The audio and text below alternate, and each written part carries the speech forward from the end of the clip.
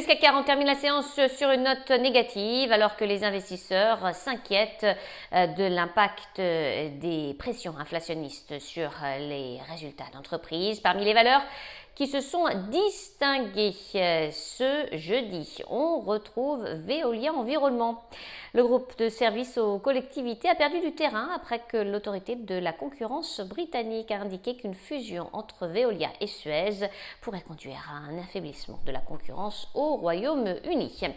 EDF, le fournisseur d'électricité, a de son côté réduit son estimation de production nucléaire pour 2022. En conséquence, le groupe a réévalué l'estimation de l'impact de la baisse de production nucléaire en France sur l'EBITDA du groupe pour 2022 à environ 18,5 milliards d'euros contre 14 milliards anticipés auparavant.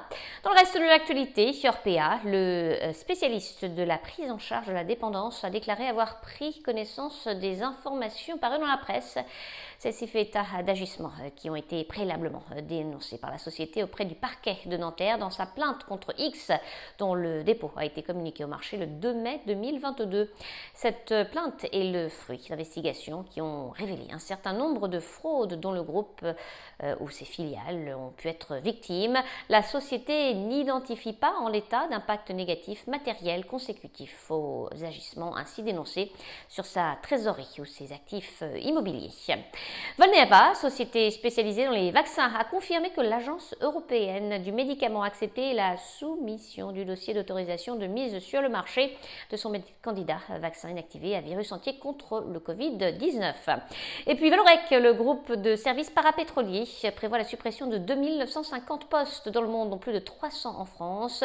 En outre, le groupe a lancé le processus de fermeture de ses actifs allemands et de la ligne de traitement thermique de Saint-Saulve en France.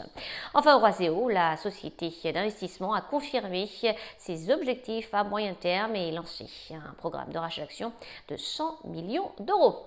À New York, Sabrina Cagliosi pour Trading Central. Je vous souhaite une très belle fin de journée à tous. À demain.